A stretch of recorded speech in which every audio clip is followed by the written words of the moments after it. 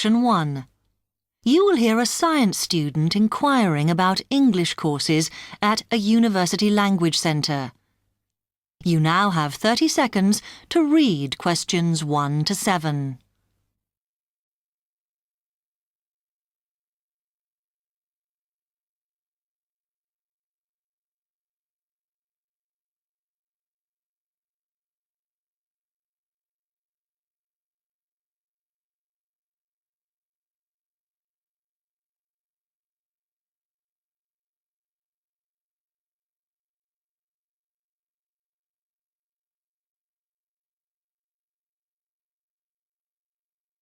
Hi, I've come to ask about the English courses you run for international students. Oh, right. I assume you're a student at the university. Yes, I've just started. Okay. Well, we've got a range of courses. It depends what you think you need and how much. Oh. We can't run everything at the same time, though. So, for example, in this first term, we are just doing a writing course. I see. That sounds quite useful. What else is there? Some of the courses are for single terms, and we tend to focus on what students have difficulty with. That means we don't usually do speaking courses, but next term you can do listening. Oh. That'll help you with lectures and things. Our provision is all based on what the majority of our international students need. So is everything term-based? There's nothing that you run all year? Well, let's have a look. Yes, there is a class for vocabulary and grammar every term. That's for everybody, but it's split into 3 or 4 levels. And what about in the holidays? We don't do anything during the winter or spring break. Oh. But over the summer, there's just general classes because that's what most students want. A bit of everything. Okay, quite a variety then. I'll have a think about what I really need because I haven't got much time. Do you have about 20 students in each class, the same as our science seminars? We try to keep it at about 12 and certainly not more than 15. It's important for language classes. They're very different from your normal courses. Right. And how much are the classes? The rate varies depending on how many hours you attend, but you shouldn't have to pay. Usually, the department will fund you and even sort out which classes you need. Brilliant. It would be quite useful for me to have a certificate to take back to my country. Do you put us in for exams? But we don't like them to clash with your main course exams in June, so we run them in May. Oh. That leaves you time for revision. Do I have to sign up for something now? I'm not quite sure what I want. Classes haven't quite started yet, so you've got time to decide what you do. All we insist is that you sign up before week 5. That gives you about 3 weeks to decide. Okay. You now have 15 seconds to read questions 8 to 10.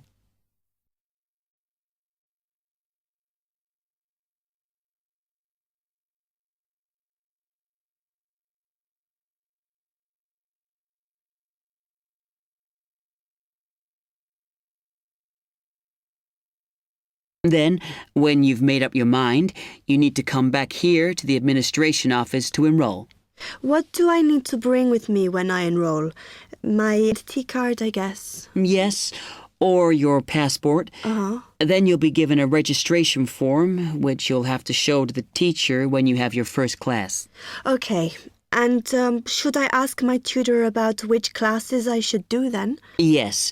Then you get a note from him and give that to the desk when you register. Can I use the computers here as well? Yes. You'll be given a password when you go to your first class. So remember to bring a disk with you to save your work on, as you won't be allowed to save it on the hard drive. Okay. Will I need anything else? Dictionary? We've got those here that you can borrow. But you'll need a notebook as we don't provide paper or files. Okay. Thanks.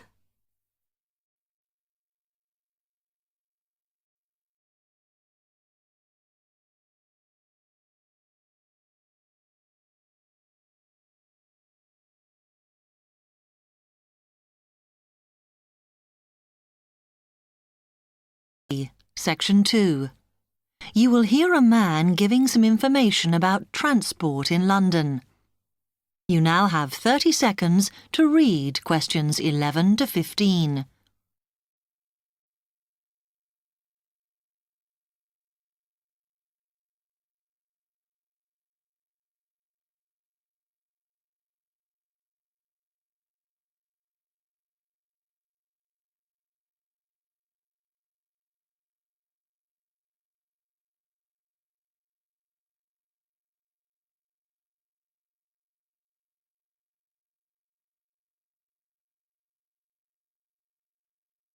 Hello, can I help you? Oh, yes. I was wondering what the best way was for me to get around London. Well, there are a lot of possibilities. As you probably realise, the main ways to get around are bus, train and tube. Oh. Ground. Oh. It depends how much you want to spend. All forms of transport offer special tickets, such as cheap day returns on the trains and so on. Overall, you'll spend less on the bus as it operates on a basic flat fare for each journey. But of course it may not go to where you need to travel to. The mainline trains only operate in the outlying areas, though a few cross London, whereas the tube has stations which are placed in central areas of the city, close to the main sites and shops.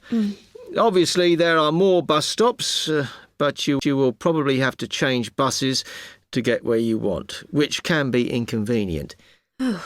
You will find that the buses are mainly in the central areas, but some tube lines go quite a long way out of London, so you could use this for longer journeys.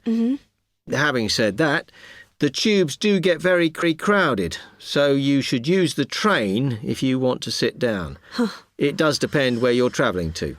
Well, I'm living on the outskirts, but I have to travel into London to college every day, and then around London when I'm here. OK, so time is going to be an issue for you. The tube should be fast crossing London, but quite honestly, there are so many delays that it's not very efficient. Again, the train has fewer stops, so is probably your quickest option to get to and from college. Of course, which service you use might depend on how frequent it is. I mean, only be every 20 minutes or whatever, but a timetable is published to save you hanging around. There are a lot of tube trains at busy times of day, but fewer at other times, whereas the buses run every 5 minutes through most of the day, and there are night buses. But you'll need to check out your route first. You now have 30 seconds to read questions 16 to 20.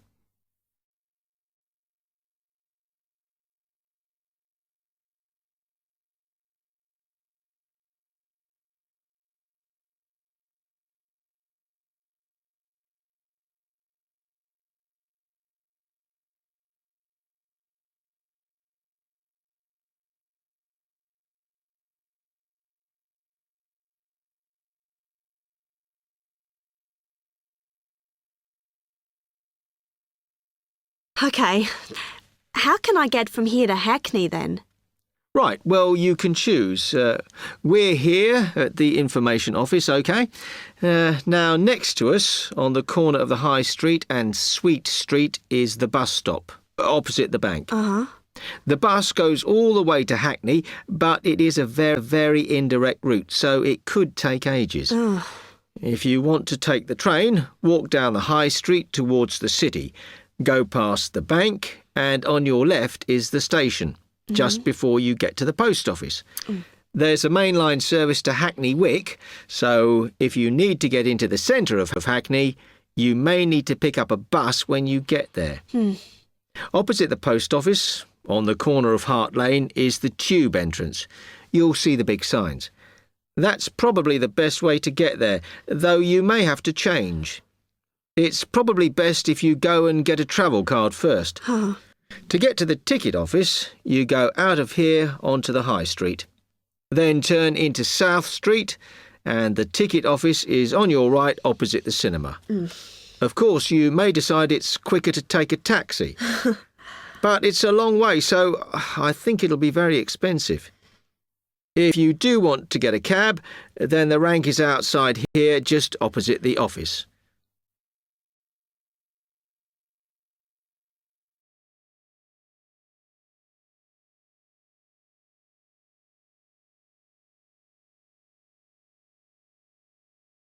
Section 3. You will hear two medical students, Caitlin and Hideki, discussing options for courses. You now have 15 seconds to read questions 21 to 23.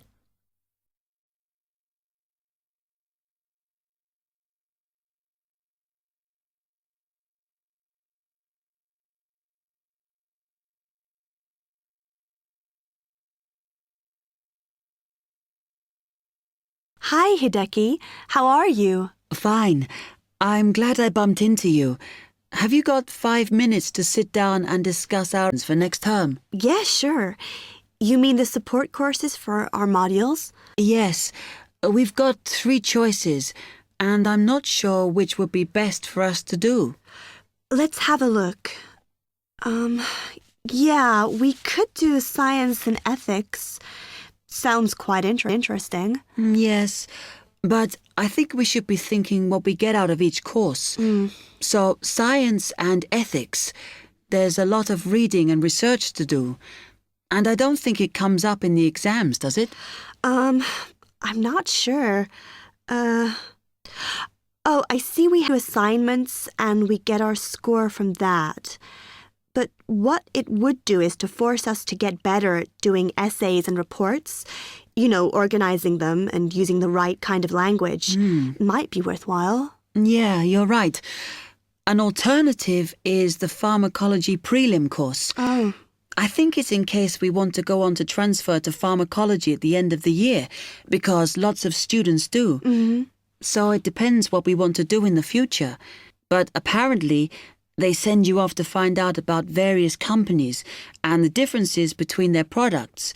It would give you lots of practice in investigative studies and analysis. I think I'd quite enjoy that. Yes, I see your point. Then the other option is reporting test results. Sounds a bit boring. Not sure why they have a separate course just for that. Well, I could certainly do with some help in that. Because if you go out into industry, that's what you'll spend most of your time doing. So it's got a very practical application. I think I'm going to go for pharmacology. Me too.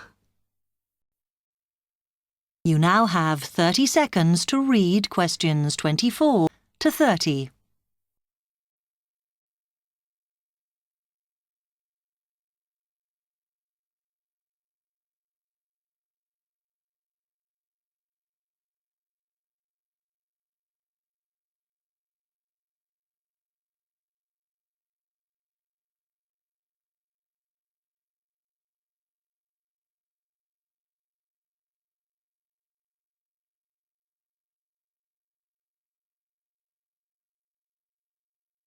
So let's have a look at it in more detail. Oh, goodness. If we do pharmacology, then we have to do a supplementary maths course. Oh no, that's not fair.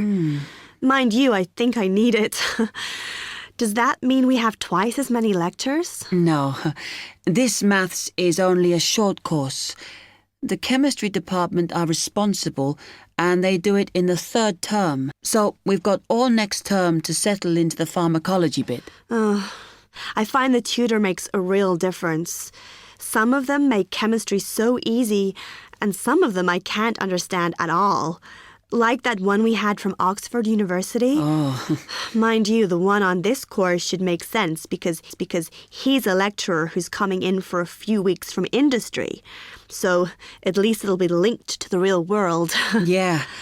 The project we have to do on this pharmacology course is huge, and it doesn't give us much time. We have to make a decision about what we want to do on the project as soon as we start in January, and then hand in our plans before the end of the month. Doesn't give us much time to sort out what's possible or not.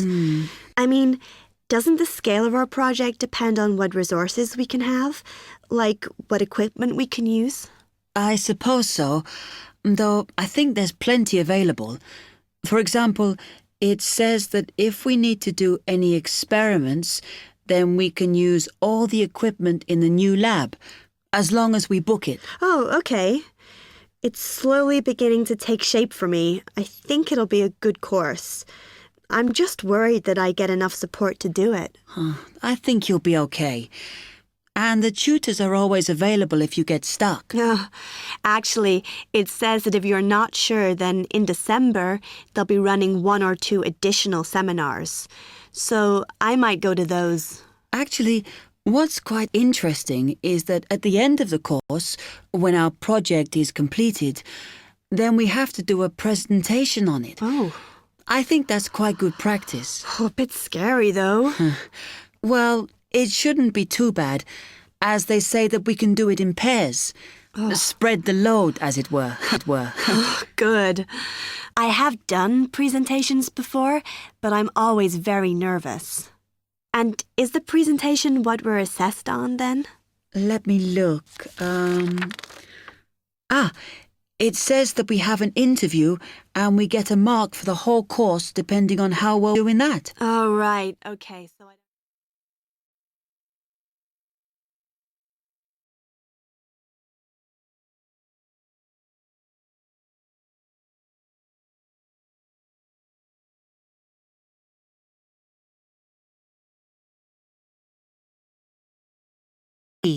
Section 4. You will hear part of a lecture on cities of the future. You now have 30 seconds to read questions 31 to 37.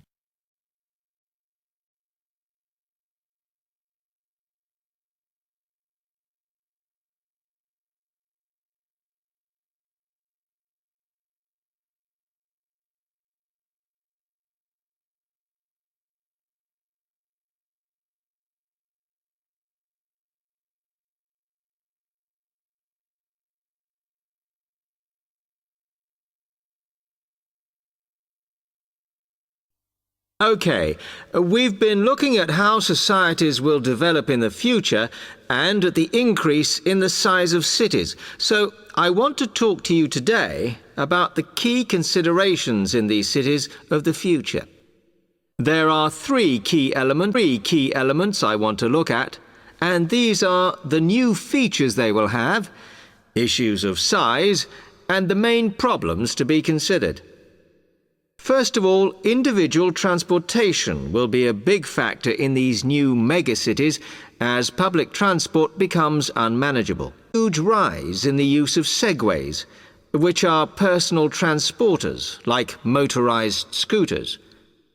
As a result, and partly also to reduce pollution, roads will be altered so that they are narrower and will take up less of a city's space than they do currently.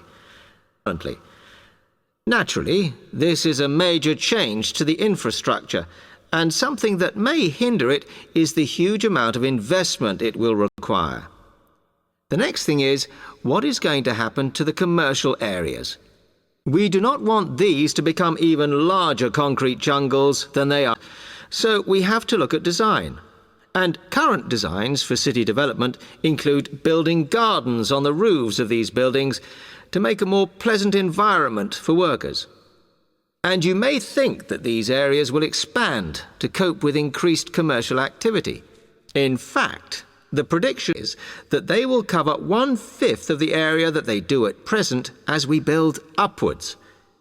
The exception to this is shopping centres, which we predict will expand with more and more temperature-controlled malls. What may cause difficulties is that the superstores will be confined to the outer edges of the city, as they will be too big to fit into the new malls. Then, of course, there are the residential areas, and these will undergo their own changes. One particular development will be houses which are built from glass, as innovations in it to provide light without causing problems with temperature inside a building. The residential areas will not be allowed to expand without limit, as happens in some areas at present, and their size will be restricted to a population of 15,000. One issue which has yet to be resolved, and I'm not sure it ever will be, is how we manage to house older residents. They will be increasing in numbers as time goes on. Finally, how will these cities live? We know we have limited energy sources, so what will we do? Well, something currently in development, which will be a feature, is that waste is going to become an energy source. For example, to provide gas in homes. Also, as new technology and systems are developed, we will find that energy plants will become smaller. Another energy source we could use, but one which raises issues of having enough space and too much noise, is wind farms.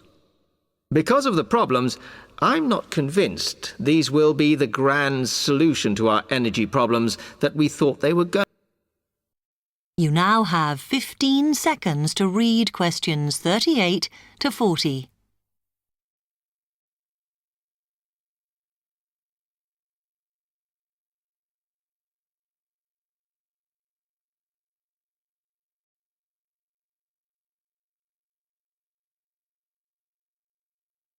Now, moving on to looking at the social aspect of cities, we need to look at housing and how people will live. Cities currently have flats in the centre, populated by single people and wealthier residents, and families tend to move to the outskirts. In the future, the centre of cities will see a dramatic change. We will see many more examples of cooperative buildings. This is where people join together to form a company that owns the building they live in. And despite continuing shortages, also be a rise in the provision of retirement homes in city centres so that the elderly can have easy access to hospitals and shops. Recently, we have seen a levelling off in the growth of private housing, and I think that will not change. But we are likely to see more social housing, as far fewer people will be able to afford to own their own homes. OK, now, if anybody has any...